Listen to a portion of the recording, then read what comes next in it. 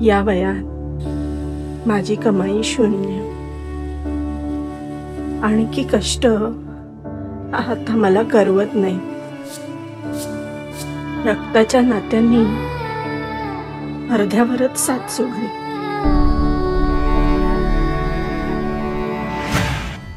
तेव्हा जगण्याशी पुन्हा सांगड घालून दिली एका अनोळखी नात्यानं, महिला व बाल कल्याण समिती.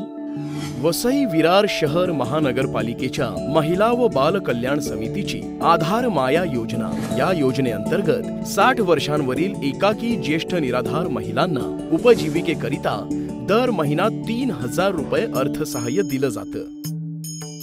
महिला व बाल कल्याण समितीमुळे आता जगण्यात मला पुन्हा राम गवसलाय.